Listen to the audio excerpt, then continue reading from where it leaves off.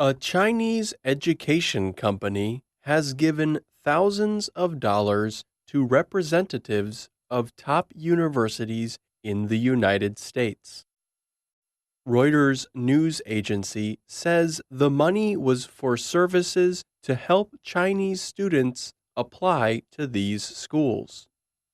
Reuters suggests the company did more than help the students. In October, Reuters reported on claims of cheating by 8 former employees of DuPont Education Management Group.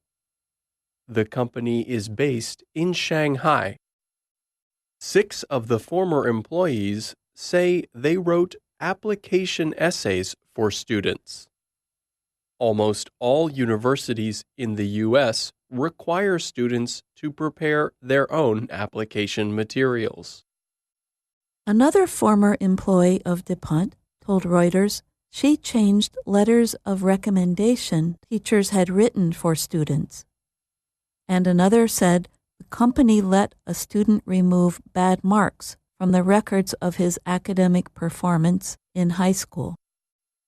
DuPont released a response on its website shortly after Reuters published its story.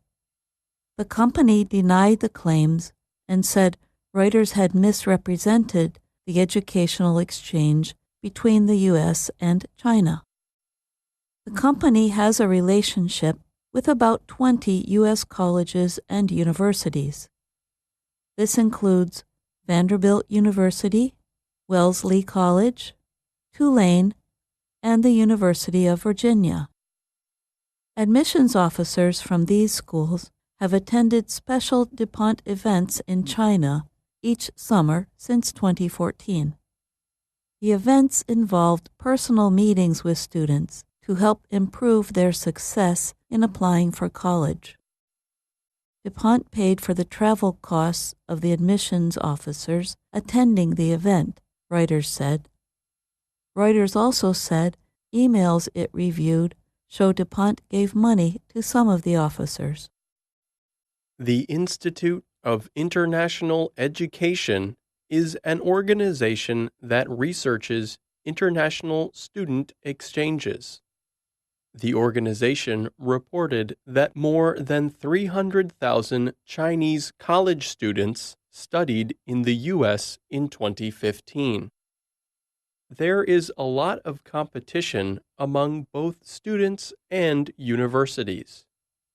Schools look to international students to help increase income from tuition payments. Hundreds of Chinese companies are offering services to help students get into top schools.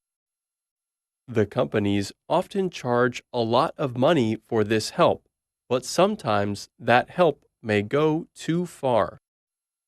In the past year, Reuters, The Washington Post, The Wall Street Journal, and VOA have reported incidents of cheating on college application materials from China. DuPont founder and chief executive Benson Zhang says his company is not involved in any wrongdoing. Many schools, students, and overseas colleges consider us one of the most ethical companies in China, he told Reuters in an interview. Zhang denies claims from the former employees that they tried to report incidents of rule breaking. If there had been such a case, it was not reported to me, he said. But I guarantee you, if such a complaint comes to my attention, I will deal with it severely. Zhang added that problems with 1 or 2 employees do not mean there are problems with the entire company. He said he recently gave $750,000 to a University of Southern California research center. The research center in Los Angeles, California, is meant to fight college application fraud in China. But there are concerns about this money. The company gave the money to USC through a New York-based nonprofit company called the Council for American Culture and Education, Inc. The nonprofit was created in 2009 to help DuPont make connections in the American higher education system. However, Reuters says the nonprofit failed to correctly report its links to the Chinese company on its tax forms. The Office of the New York Attorney General has said it will review the nonprofit group. That could lead to an investigation if it appears that New York law was violated. Former DuPont employee Bruce Hammond says he tried to warn several schools about the company. In 2014, Hammond emailed officials at the University of Southern California, the Massachusetts Institute of Technology, Duke University, and others. He wrote that DuPont was one of the companies most responsible for fraud in the application process.